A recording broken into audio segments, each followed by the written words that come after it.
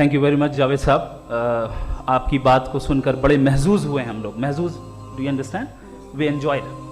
Okay, अब थोड़ा सा लॉजिकली उसको हम लोग देखते हैं. दरअसल हम लोगों ने कल गुजारिश की थी मुफ्ती साहब से भी, जावेद साहब से भी, कि हिंदुस्तानी ज़बान आम फहम सबको समझ में आ जाए और जहाँ कहीं आप मुश्किल शब्द इस्तेमाल करें वहाँ बताते भी चलें. Thank you. तो सबसे पहले हमारे रिस्पेक्टेड जावेद साहब ने हवाला दिया कि खुदा फ़ानी है. कितने मजहब आगे चले गए, किसी ने जुपिटर को खुदा माना, किसी ने किसी को माना. मैं कहता हूँ जिसने कॉन्टिंजेंट चीज़ को खुदा माना, गलत माना, वो खुदा ही नहीं, वो खुदा ही नहीं है. हम तो नेसेसरी बीइंग को साबित करने बैठे हैं, वो नेसेसरी कॉज जो इटरनल है, जो अबदी भी है और अजली भी है. हम किसी और को साबित करने नहीं बैठे. दूसरी चीज़ उन्होंने कहा कि फेथ एंड बिलीफ, ये एक ऐसी डेफिनेशन है फेथ की जो इन्होंने पहली मर्तबा पेश की है, या माफ़ कीजिएगा इन्होंने पहली मर्तबा पेश नहीं की है, रिचर्ड डॉकिंस ने पहली मर्तबा पेश की है. मुझे मालूम है ये सोर्स कहाँ से है. एपिस्टेमोलॉजिकली फेथ और बिलीफ का फर्क आप इस तरह नहीं कर सकते सर.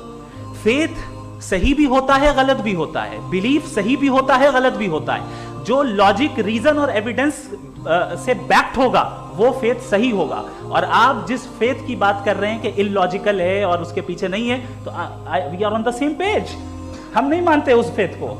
जो फेथ ऐसा हो जिसके पीछे कोई लॉजिक ना हो, एविडेंस ना हो, हम नहीं मानते. हम तो उस फेथ के कायल हैं जिसके पीछे लॉजिक हो और एविडेंस हो. तो बिलीफ सही भी होता है, गलत भी होता है, फेथ भी सही होता है और गलत भी होता है. तो आज फेथ और बिलीफ के डिफरेंस पे बात नहीं हो रही. आज आप चाहे फेथ एक्सेप्ट कर लें या बिलीफ एक्सेप्ट कर लें, आज ये बात होगी कि ट्रूथ क्या है. चाहे ट्रू बिलीफ सही है या ट्रू फेथ सही है, और फॉल्स फेथ क्या है और फॉल्स बिलीफ क्या है, बात इस पे हो रही. दूसरी चीज इन्होंने पूछा स्टुपिडिटी फिर क्या है. अगर फेथ रिलीजन स्टुपिडिटी नहीं है तो और क्या है. चूंकि फेथ का मुतालबा करते हैं तो स्टुपिडिटी क्या है. मैं कहता हूं स्टुपिडिटी एथिज्म है. उसकी वजह यह है कि आप एक सड़क पे जा रहे हो और आप किसी गार्डन में जाएं और देखें वहां लिखा है फूलों के साथ I love Javed Akhtar, and I really do, I love you sir.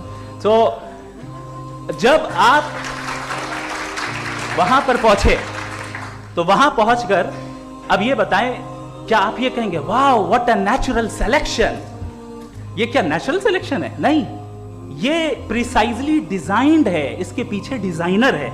लिहाजा अगर कोई एक ऐसी कॉमन सेंस की बात को कबूल नहीं कर रहा है कि यूनिवर्स जो इतने प्रिसाइजली काम कर रहा है, हम कह दें कि खुद ब खुद बन गई, मैं समझता हूं इससे बड़ी स्टुपिडिटी और कुछ नहीं है.